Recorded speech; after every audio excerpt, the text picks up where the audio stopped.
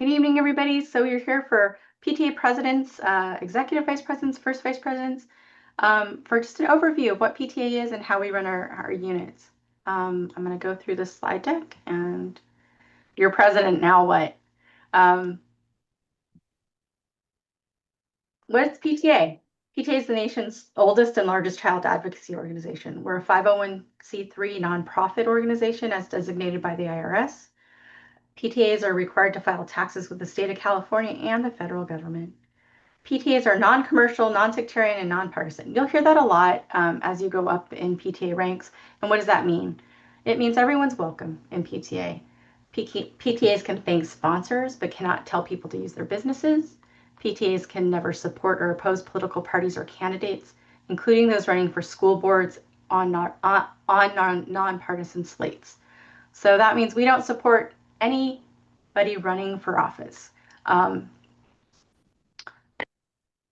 That can be tricky sometimes. So just that's what it means. So anyway. And I think the caveat being that we can, as PTAs, work with partners like League of Women Voters. Marcy and I were just talking about this, and we can advocate locally. So it gets kind of in the weeds. We could talk all day about advocacy stuff, but we don't want you to think you can't advocate. We're very, we're not talking about individual topic candidates, so that's kind of like the no-no area, but. Yeah, we're limited in scope is kind of where we're at. So understanding PTA structure. Units. Units are at your school site. So example, Sesame Street PTA is a unit. Councils. Council here would be La Mirada, Norwalk La Mirada Council, or if you're at a council, that would be us. Districts. We're 33rd District. We're a region. We go from Santa Monica, Malibu, all the way down to Long Beach, from the beach cities all the way east to Whittier. And then there's California State PTA, which covers the state, and National PTA, of course, which is national. So examples of that would be Sesame Street PTA is a unit in 123 Council of PTAs. 123 Council of PTAs is a council in 33rd District PTA, and 33rd District PTA is a district in California State PTA, and California is part of National PTA. What is a unit in good standing? A unit that elects a president, treasurer, and secretary every year, has at least 15 members and remits dues to your council, pays PTA insurance premiums to AIM on time, files workers' compensation forms with AIM, updates bylaws at least every 5 years, files required tax returns and government forms. So those would be the California State, which is the 199 or the 199N, federal, the 990N or the 990EZ or the 990, and charitable trusts, you have the RRF1 and the CTTR1, and that one is if necessary. So I am not that person who does taxes, but we do have people that can help you if you have any questions on that. I want to just reiterate that these requirements, most of them, except for the one having at least 15 members, these are all required by the state and IRS and federal government as a nonprofit. These are not made up rules that the PTA has, but they are rules that require us, that are required by us in order to keep our nonprofit status. So let's start here. What do presidents do? How to get started in managing the work of your PTA. What do presidents do? Spoiler alert, what don't they do, Marcy? That's true. That's the other thing. They do everything. Presidents facilitate, collaborate, and communicate. I like to think of it in those 3 buckets. So what do? To facilitate, we lead the board. We oversee and coordinate the work of the executive board, preside at at PTA board and association meetings. So we run those meetings, right? We review reports. We review board reports, treasurer's reports, membership reports, minutes, reports of any committees. I like to get them ahead of time. I know it's not always possible, so I can take a look at them and then we share them with our board, right? Signs for the PTA. We sign checks, we sign payment authorizations, and we sign contracts. So know that you're the last stop when you're the president. Anything that goes through the PTA contracts must be signed by you. Payment authorizations, it says president's signature on those. Make sure that you're reviewing those things and that you see them as they come through before checks are written to as well. Collaborate. What do? We collaborate with leaders. We work with other PTA leaders to support student success. We touch base with team members about upcoming events. Um, I'm in contact with a lot of people during the week via email, on the phone, via Zoom, talking about what's coming, what's next. Um, I don't run these programs, but I kind of have my finger in it a little bit just to know where we're going and what progress we're making on them. So that's what you want to do. Um, I think it's important to support the people we work with. That's been very important to me, at least, to make sure that everyone's doing well, and if they're not, how can we help? How can other leaders in our group help to support the work that we want to get done? You collaborate with committees. The president serves as an ex officio member of all committees except the nominating committee. So any committee that you appoint, you're actually a part of that committee. That does not mean you have to go to all committee meetings. In fact, there's a committee meeting going on right now that I can't be at, but trust that your people are doing their jobs and doing what they need to do, and we'll report back to you. Make sure all volunteer hours are recorded. This is a used to be, and we still kind of do this if you want to record volunteer hours so you know how many hours that your people are putting in. I mean, it's a lot. I'm going to tell you it's a lot of hours that your people put in. I think one of our councils, it was in excess of like $1 million that they put in volunteer hours through their whole council. So it's kind of nice to keep those things in mind. You collaborate with council and district PTA. Unit presidents attend required council meetings. As a unit president, you are part of the council. You are required to show up or send a representative to show up at these council meetings. I'm going to say that the council cannot do business without meeting their quorum as well. So it is important that you show up at their meetings.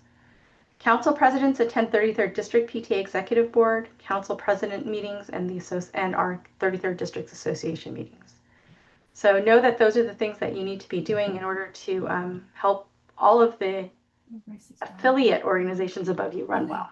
Update leaders on PTA plans and activities, relays expectations to the board and chairs, and listens to feedback from leaders. That's super important. I think communication is one of the most important things that you can do as a PTA president.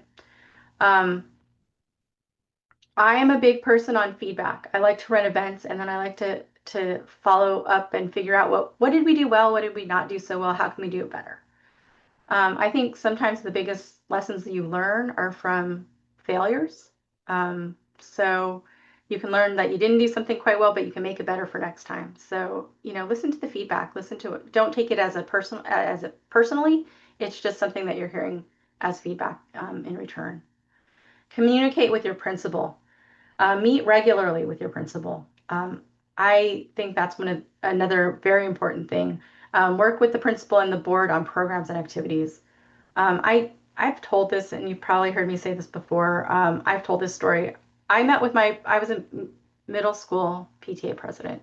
I met with my PTA principal monthly, and we came up with how we communicate and how the PTA communicates with the school and how the school communicated with us.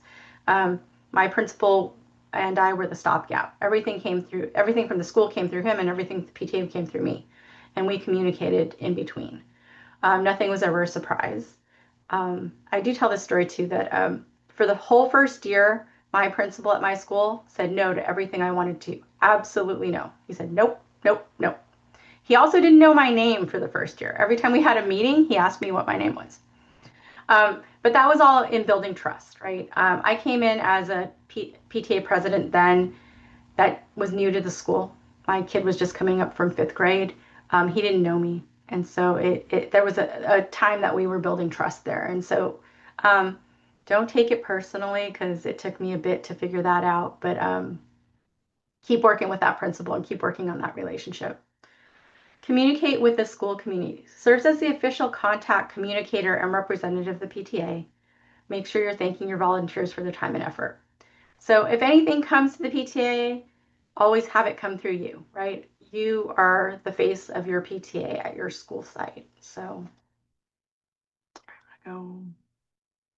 how to get started. That's the hardest part, especially when you're new.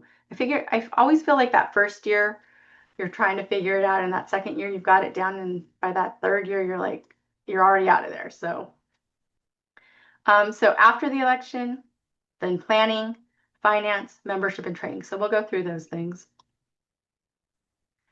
After the election, am I really the president? You are. So you're starting part of your roadmap to success. Start with your bylaws and standing rules. Make sure that every executive board member has a copy of their bylaws. Not only that they have a copy, but that they read their bylaws and standing rules. It's really important. That's your roadmap. Everything starts there. Other resources are California State PTA Toolkit that can be found at capta.org/toolkit, and the AIM Insurance Guide. That'll give you a lot of what you can and can't do. Is it okay to do it? And then if you don't know, call AIM. They'll be more than happy to discuss with you if it's okay or not okay to do something. Meet with the executive board and principal. Before, this was made for incoming presidents, but it's still important. All of this stuff is still important. You're going to plan programs, create goals for the year, and create a calendar for the year. That would be what you would do before the school year started. If you haven't done it already, you can go ahead and do that now and make sure that everybody's on the same page and knows what's going on.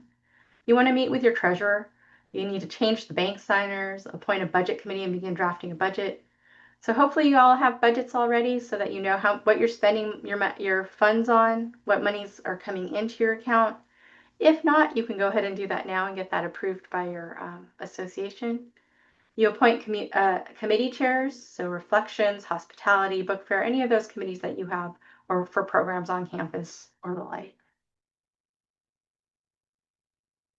Planning. Do good things for kids. I think ultimately that's what we all want to do. Do good things for kids, right? Do what we can for our school communities. So I know in the middle of the year, any time of year, you come up with new ideas that you haven't done before. So it all starts with an idea. Ideas come from the executive board, parents, teachers. They come from a variety of places, right? The second thing you're going to check is get the green light. Check the AIM Insurance Guide to make sure it falls within the green areas. They're kind of set up with green light, yellow light, red light items. Reality check. Check with your principal. Run the idea past your principal. Is it okay? Is this something that the school can get behind? Executive board. Work out the details. Take the idea to the executive board for discussion and approval. Determine if the budget will need to be amended. Make sure the motion is recorded in the minutes, right? And the last thing for that approval process is go for it. Get a vote of approval for the program from your association at an association meeting and amend the budget if necessary. Make sure the motion is recorded in the minutes. Ratify any contracts signed. The executive board can't do anything. We can make decisions, but ultimately all those decisions that we're making also must be approved by the association. So any contracts we sign, any monies we're spending, amending the budget, all of that has to also be approved by the association before we can move forward. Finance. This is, I'm not the treasurer. That's me. I'm not the treasurer. I do not do finances. I've been very fortunate to have great finance people, but I do these things. Presidents are financial officers. We're all responsible as an executive board for the finances of the association. So as a president, you should be working with your treasurer on the proposed budget, making sure the taxes are filed. Those are due November 15th. If you have not filed your taxes yet for last term, well, last year. Or if you're fuzzy on filing your taxes, yeah. If you're not sure, contact us. We will be able to check to see where you are and hopefully help you or teach you how to check if you filed or if there are back taxes that need to be filed. But let us know because we're here to help and we'd really like to get you caught up. If you don't file your taxes in a determined amount of period of time and you're behind more than 3 years usually, your nonprofit status, 1, can be pulled. 2, they will come after you for back taxes, even though we don't pay taxes, with penalties. I've seen penalties in the thousands of dollars that units are responsible for. Oftentimes we can help you fix that. If you get any notices from the IRS or any agency, please contact your counsel. Once you get those notices, it's super, super important that you let us know so that we can help fix those issues. Making sure the insurance payment is done. Insurance payments are made directly to AIM, and your PTA will be billed in the fall. There's also another part of that this year. There was an affidavit that came after you paid your insurance that needed to be signed. All it said was that you understand that our insurance company is not based in the state of California, it's based in Texas. And that needs to be signed as well.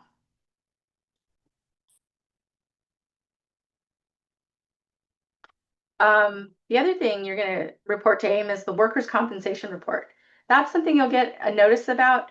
You'll go onto their website, fill that out. Reminder, even if you do not have an employee of any sort, or you did not pay someone as an employee, you still have to fill out the workers' compensation report, even if you did not pay anybody. It's required it's a required government filing form. Conflict of interest whistleblower form. These are signed and collected, they're signed by every board member and collected and held by the treasurer. You can find that on CAPTA's website. And fiduciary agreements. The president and the financial officers should always be, if you're a unit and you're paying for buses, or actually your school is paying for buses and you're reimbursing them for buses, or you're paying the school to buy some item that the school will now own, a fiduciary agreement needs to be put together, and that's a form that you can find on our CAPTA's website. What it says is you fill it out, the school district signs it, and your PTA, the president of the PTA, signs it. And what it says is if this money that you've given to the school district is not used for this item, the money must be returned to the PTA. That's all it says. Because we want to make sure that any funds that we're giving to the school district are used for what we agreed upon. Financial tips. So this is not a rule, this is a guideline. Fundraising, 3-to-1. 3 programs for each fundraiser. Raise money for a purpose. If your school is hanging on to $30,000, $40,000, $50,000 every year and carrying over that much, or I can say I know a school that carried over $250,000 from year to year, and they were still doing fundraisers. It might be time to think about not doing a fundraiser, cutting back on a fundraiser, because you want to make sure that you're spending that money on the cohort of kids that raise that money, kids and families that raise those funds. So think about it that way. So make sure we're raising money for a purpose. No Venmo yet. That might be changing, but I don't know. And that's because business Venmo accounts are tied to personal bank accounts, and we don't want anything tied to a personal bank account. We tend to use Zelle, PayPal, Square, CheddarUp, any of those kind of payment options. Remit membership dues. Membership remittance of dues, make sure you're doing that monthly. Whether if you're selling memberships through Totem automatically remits up the chain. That means the portion that doesn't belong to you gets sent to all the different places that it needs to go.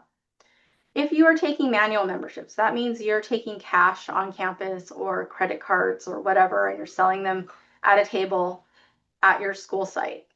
Those memberships need to be remitted up. So the portion that is owed to state, national, district, council, all of that needs to go up to your council. So that portion needs to be given to your council, and your council will then pay us up, and we remit up as we go. This is kind of an interesting one. Do not purchase gift cards. This includes prizes, gifts, teacher appreciation. You will see some different things about this. It has changed a little bit, and what it says now is that you can purchase nominal gift cards. Nominal is not defined, but I will say I would stay out of that area of purchasing gift cards. They're very hard to track, and that you're not giving these things as gifts. So we recommend still that gift cards not be an option. And I think it's best to think of anything that you receive, hard money, donations, gift cards, things of value, monetary value, as as assets of your PTA. It's really important that you guys do everything you can to safeguard the assets of your organization, because they're not ours. I also sometimes hear about people like lending out the igloo or or the pop-up uh, uh, awning or whatever. Those are not ours to lend out. They're not ours to give. They're not ours to take home unless you're storing them. So, it would be a good idea also for you guys just to kind of know what is in your inventory and know where it will be stored and, who's responsible and kind of just having like a real transparent system. Again, where you guys are running little businesses, little nonprofits. And so we just want to make sure that because we're fiduciaries and we are financially responsible, liable for things that go sideways, we never want to be in a position where we're accused of stealing or allowing theft to happen. So sorry to be the Debbie Downer. Back to you, Marcy. Pep it up, girl. Pop in anytime, Nan. We've got some questions. Somebody was asking, we have been unable to get those cash memberships to council. We've sent several messages. Um, if you wouldn't mind, I'm going to drop in my email address so Marcy doesn't get bombarded. And if you'll reach out to us, we are working with your council. And so, we know everyone's trying their very best. And, we're kind of in this like transitional stage, trying to kind of get, some of your newer board members up and running. So we appreciate you just flagging things. And if you have questions, please let us know and we'll, find a way to loop people back in and see how we can maybe work around that. It may be something we're already aware of. And so I don't want to share everybody's dirty laundry here, but we're good. We've got it. The other question was Zephy payments. You can go ahead and use Zephy.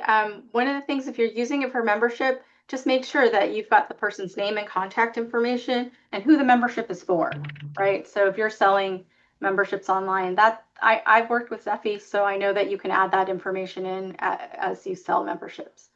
But yeah, Zephy's fine.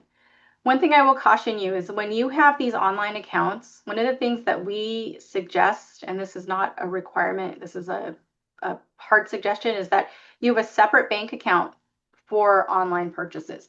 So that separate bank account sweeps all the money into that bank account from Zephy or whatever payment processing that you're using. And from there, you're able to transfer that money to your main checking account. What we have seen with some of these online payments, I think it mostly like Square and some different ones, is that if someone gets into your account, they can steal all your money from your account and it's gone. You can work with your bank. It's happened a couple of times that I've seen. So we suggest having a separate bank account for your online purchase, Zephy, PayPal, whatever you use, Wix, and then taking the money in there and then transferring it to your main checking account. Can you give a little more info on what's allowed and not allowed during Teacher Appreciation Week? That's a big one. So Teacher Appreciation Week, we always suggest that, and it's outlined in the toolkit, that you don't use more than 5% of your budget on teacher appreciation. So it's a relatively small amount. We should not be buying things for teacher lounges. We should not be, as much as you can get people to volunteer and help with it, we should not be using a huge amount of money on teacher appreciation. So, yeah, I might turn this membership part over to you. Do you want to talk about membership since you're? Yeah, let's do it. I love membership. I know. So I know you guys hear membership, and you think it's all about the cash monies, but that really isn't all it's about. Before I get into this, membership, because we are like grassroots organizations, we're up against corporations and lobbyists and other kinds of organizations and associations that speak on behalf of industries. They've got deep pockets. They have a well-established network. What we have, hopefully, is numbers. We are a grassroots organization. I mean, it's volunteer with the exception of a handful of small staff, at maybe national and state. Like we've got an office manager who's amazing. But for the most part, right, you don't get paid. I know I sure as heck don't get paid. But we do this because we care. We know that our work at our schools and our school districts and in our communities matters a lot. And so because at our heart, fundamentally what we are from the national PTA all the way down, even though we don't necessarily like embody the advocacy bit, is that when we have millions of people across the nation saying that they care about PTA, meaning they care about parents and families and students and children in our communities and people that, almost everybody, right, it touches, we're basically able to show presence because of the numbers, not because of the dollars. I get all choked up thinking about it, but like, ah. And in California, I mean, we're lucky to have some really wonderful partnerships with our legislators, and that's what California State PTA spends a lot of time doing, is kind of focusing on advocacy and legislation at the state level. But so when people buy into membership, they're just buying because they support your school and they want the tchotchke, right? And that's fine. But we're all bound together. Like National PTA and California State PTA, those are our motherships. We are part of the same family. And so growing membership is really about growing awareness around PTA, growing understanding of PTA. And that's also kind of the source from where we get our volunteers, our future leaders. And for a lot of us, I mean, it's a $10 dues. You guys keep a small portion and the rest gets remitted up. We do some powerful stuff with the dollars and cents that get trickled up. They support our programs, our scholarships, our leadership development programs, the advocacy. It costs money to run Zooms. No one's given it to us for free yet. So I just wanted to kind of just level set and talk about like the value of membership truly and why we make such a big deal out of this. It really isn't for the money. I swear we're not coming for your cash monies, and we do good stuff with it. No one's bought me any mink coat, is what I'm saying.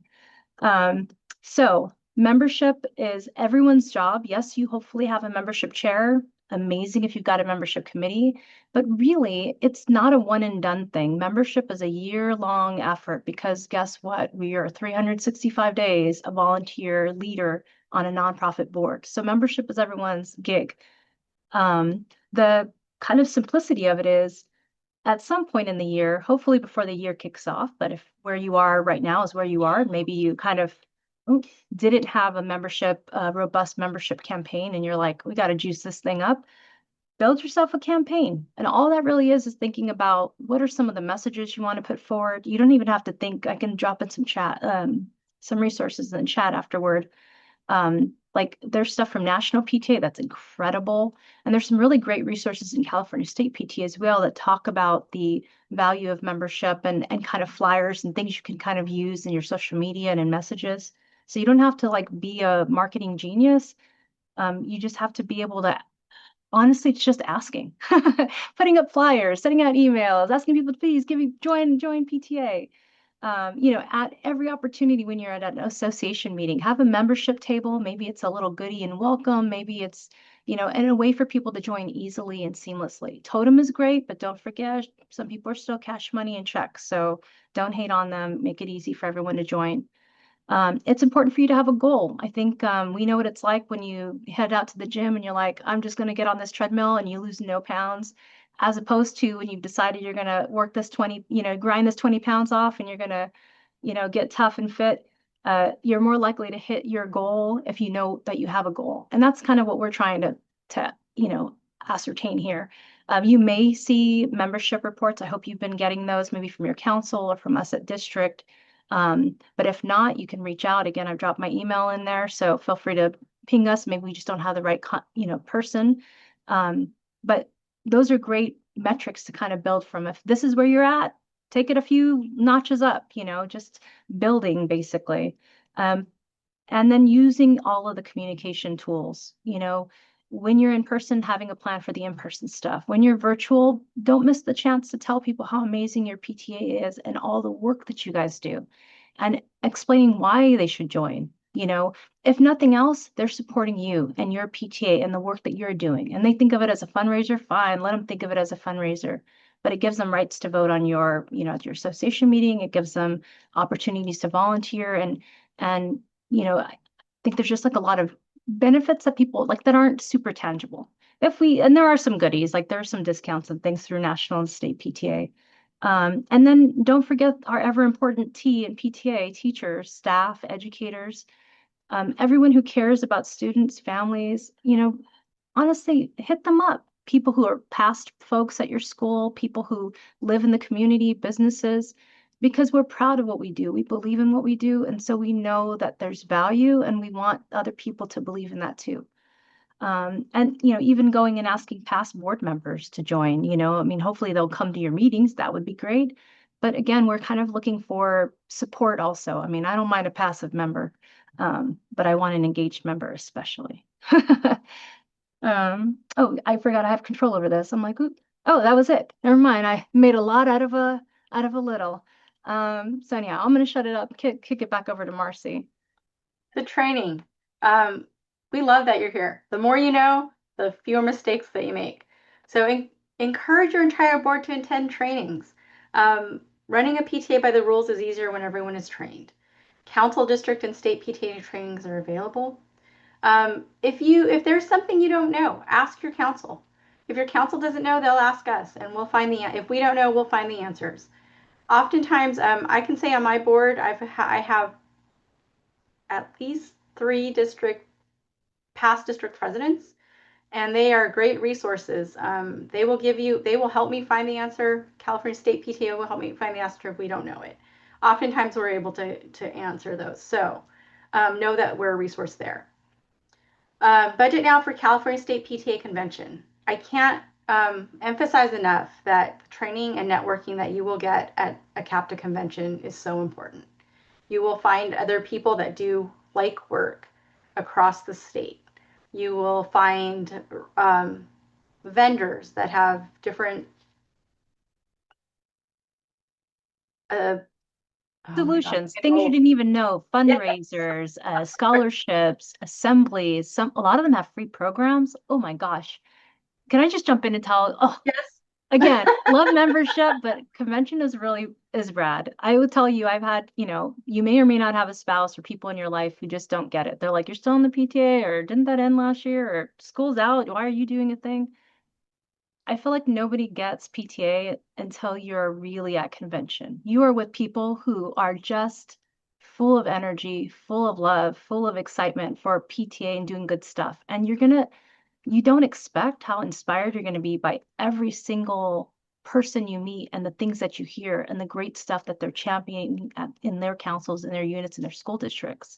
So it's like you You get come great and it's slides. like you fill your cup up and it overfloweth. It's just amazing. And I feel like that's when like the magic and the full view of what PTA does hits you hard. It's just so good. Also, I think something that you'll greatly learn there is that when we do our meetings at CAPTA for the convention, you will see parliamentary procedure at its finest. There's a professional parliamentarian there, and I know we don't all run things quite well all the time, but you will get a super example of what parliamentary procedure looks like. Um, Local trainings and workshops, your council, 33rd District, California State PTA. Oftentimes, California State PTA's trainings will be via Zoom because it's a large number via webinar. So look for those, check them out. Um, Managing the work of your PTA. Managing the work of PTA. Your job is to build teams, right? Build relationships and connections, to delegate. I'm going to tell you, if you try to do everything yourself, you're going to run yourself ragged. We don't want you to do that. We want inspired leaders, and inspired leaders don't come from tired leaders. So delegate. Empower people on your board to do the work of the PTA. Provide opportunities for mentorship. I think that's super important. One of the focuses I've had this year on my board is that I really wanted people who took VP positions to create teams around them. Teams of 2 or 3. They don't even have to be big teams, so that the work could be divided amongst a team of people, a committee, a team of people, so that the work did not fall on one person. Part of that is recognizing different work styles, right? Trust volunteers to do their work. Also, how do you get them to follow you, right? Being in leadership, you have to figure out how to get people to follow and want to work with you, right? And that's part of the work of being a PTA president. Making sure you're thanking your volunteers. There's no other way that you could do this without having other people that surround you, that help you, that lift you up as well, right? And you can lift them up as well. So We do have one question in the chat. This one was a really good one. It was about convention. Other than new presidents coming aboard, what other roles or positions would be encouraged to attend convention? Like, should the entire board be encouraged? If you have funds for it, I would encourage your entire board to come. If you don't, and it depends on what you put in your budget as that line item, I would say, if people want to pay for themselves, or there are some scholarships available to apply for scholarships. But your president, not just a new president, any president should be coming to convention. Your first VP, there's some financial workshops. This year there's going to be a few workshops on AI. We'll know more after Thursday. Thursday there's a big to-do meeting for CAPTA, and they're going to let at least our districts know what's going on, and we'll be able to give you more information then. But I would encourage you to come to the convention. This year it's in Fresno. It's a little bit of a drive, but it's doable. And next year it will be in Ontario again. So just to let you know. Frej, yes, that's what we're saying. We're going to go over the types of meetings: committee meetings, executive board meetings, and association meetings. We did get a question too about fundraising. Let me know when you want to take Oh, that go ahead. one. It was a question about the 3-to-1 kind of recommended ratio for fundraising. What's the question? Oh, that's my question. It would be easier for me to explain it than type it. Good. Sorry. I know it's the 3-to-1, but how do you decide how that money gets divided? Like if a classroom needs something and they need, just say, $400 and we raise 600, does that specific classroom get the 400 and then the remaining 200 gets divided 50-50 between the other two? So I would take your fundraising as a whole, not just fundraiser by fundraiser. So let's say you have 6 fundraisers or 3 fundraisers in the year. You want to be supporting 9 programs, maybe 9-ish programs or more. It's a guideline. It's not a hard and fast rule. So you want to make sure the funds that you're spending on programming are benefiting the majority or most amount of kids possible, students or families possible. So if you are spending $400 for a program on like a third grade activity, you want to be able to make sure that you're spending that amount of money on every grade level in your school so that it's equitable and fair, kind of in a ways. And it may be, about that much. And I wouldn't say, it's a hard and fast rule, but that you're planning for those things.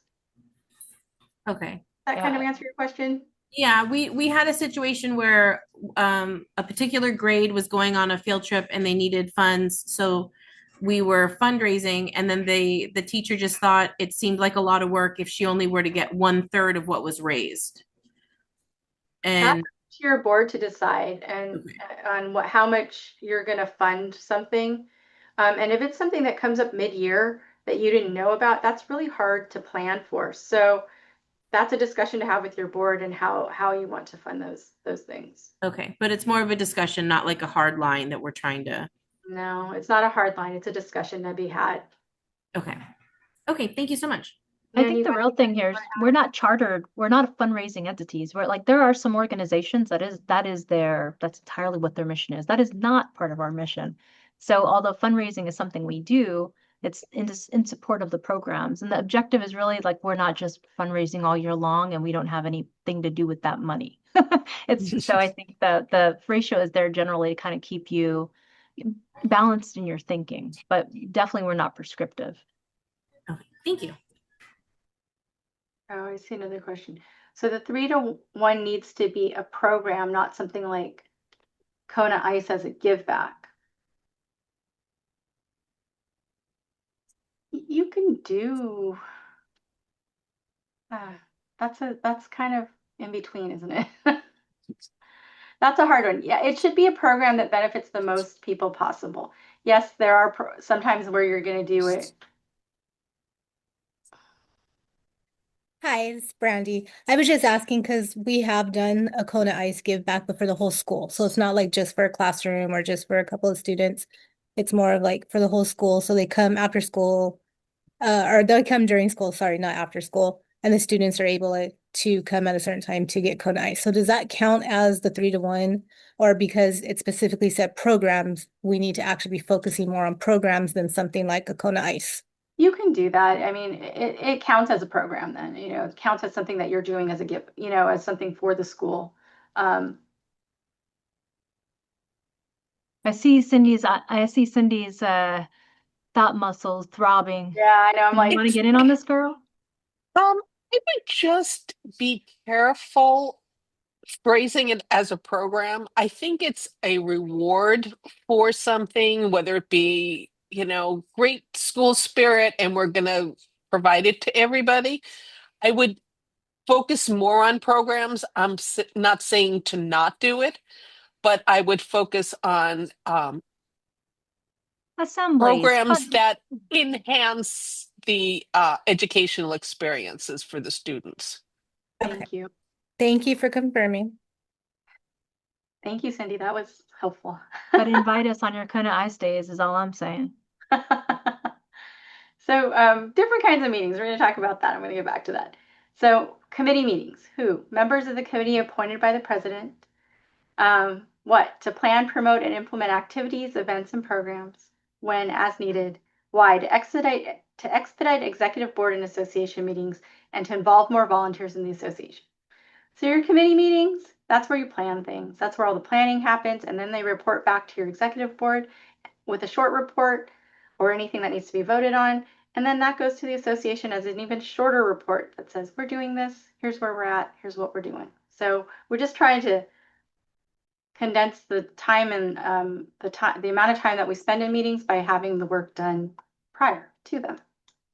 Can I flag something that I do hear and I come across a lot with units when I'm working with them is committees are amazing, but they don't necessarily know that they're not running things. Like, yes, they're a working group, but their authorization comes from the association and from the board. So like a case in point, let's say you've got a book fair committee and they're thinking they're gonna, sign the contract and they're gonna put this thing in this day and they're gonna start communicating with the principal and organizing all this stuff. That's no, no, no, no. They first bring a plan, with some parameters, maybe a preliminary budget, the contract, some other things, some potential dates, and they put that ideally before the president first, so they can kind of maybe like nudge the principal and they can have a sidebar. Or at a board meeting is where they present their plan, but the board will then make the decision or kind of get in the weeds about the details.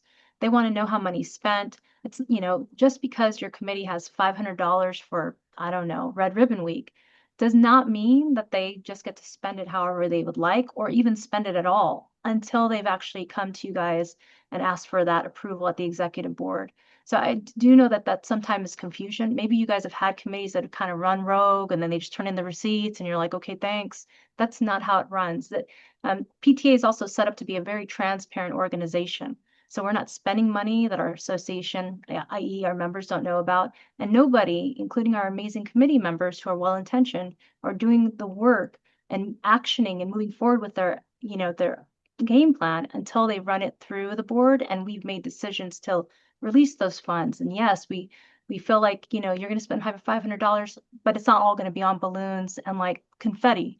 You're spending $500 and 400 of it's going to be this, and maybe $50 is, water and snacks, and $50 is decor.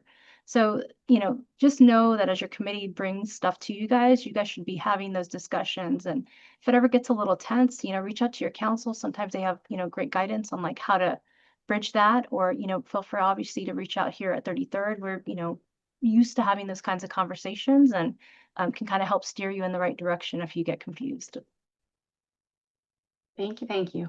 Executive board meetings, I'm going to go to those. Who? Elected officers, standing committee chairs, teacher rep, student reps if you have a PTSA and that's in your bylaws, the principal.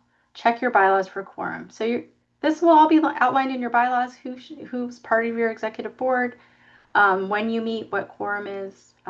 So check out your bylaws for that. What? To pay bills, fill vacancies, appoint chairs and committees, and hear committee reports. When monthly per your bylaws. Why? To do the business of the association between association meetings. So pro tip for anybody who's the president, I do this all the time. I have two agendas. I have the agenda that I send out to everybody, and I have a president's agenda. And on that agenda, I often list out all the motions and anything that needs to be approved ahead of time so that I have it written out. One of the things that we have started doing here at 33rd is actually sending out the motions in the agenda when we know that we need to make motions. That doesn't always mean that the motion, you'll have enough time to do that, but try to do that. It helps people know what you're approving, what you're not approving, what you're talking about. So the last kind of meeting, association meetings. Association meetings are all the members of the association. Check your bylaws again for quorum. It'll be outlined there. It's to ratify checks, it says audits, but they're now called financial reviews, to have your elections, to approve or amend the budget, approve programs and events. When check your bylaws, it's all outlined in your bylaws, and it's to do the business of the association. So in saying that, there are some units that have association meetings monthly. There are some units that have their association meetings 4 or 5 times a year. It depends. I will say, if you are a unit that is having a hard time getting quorum at your association meetings, and we've heard this a lot in our district, 2 tips. One is hook them onto something that's already going on at your school. Band concert, choir concert, back to school night, any of those things. They usually fall in the same area, same time of year that we need to have these association meetings.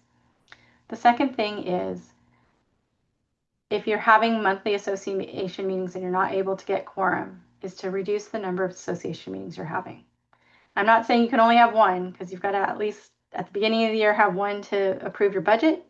You've got to have one towards the end of December-ish, November-ish to slate your nominating committee. You've got to have one to have your elections. That's around February, March. And then you need one at the end of the year so that you can approve spending so that you can approve all the final bills and then approve spending through the summer, or else you're not spending any money through the summer. But those are my tips if you are having trouble reaching quorum. PTA resources, super, super important. CAPTA.org, that's California State PTA's website. You will find the CAPTA toolkit there. There's a leader's welcome packet. There's something called Running Your PTA. It's a quick tip guide. There's a tax help page. There's the California State PTA convention details are there, and the latest California State PTA information. There's also within there another kind of a hidden leaders page. It's called leaders.capta.org. You do need to make a sign-in for that.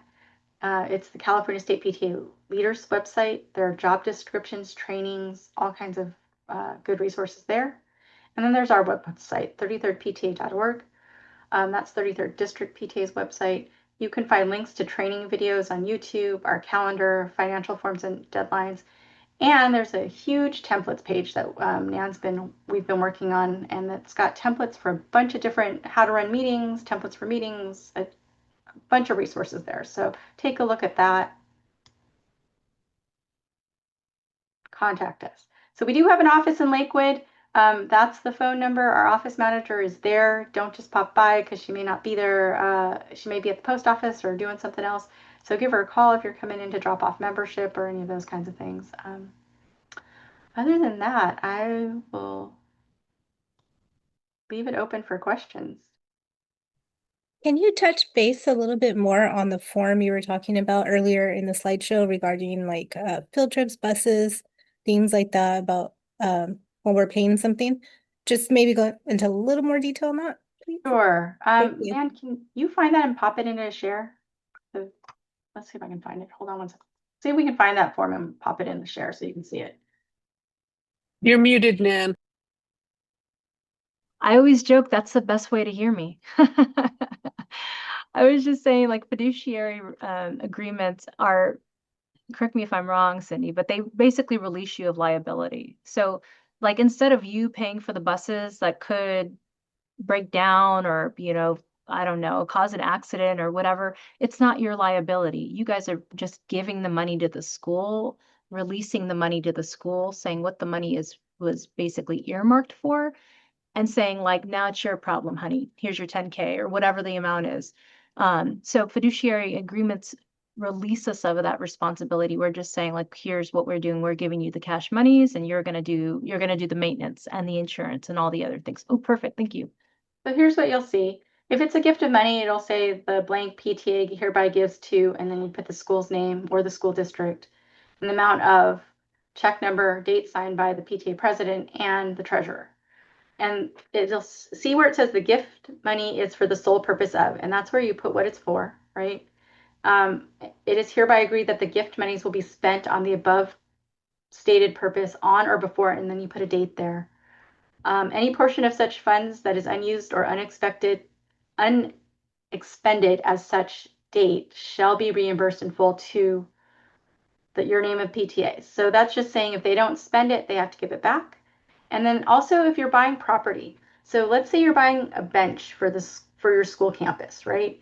You don't really own the bench, or it needs to be purchased through the school district. You're going to gift that to the gifting property, like the school district said, hey, you have to buy this specific bench. You went out and bought it, and then you gift it to the school.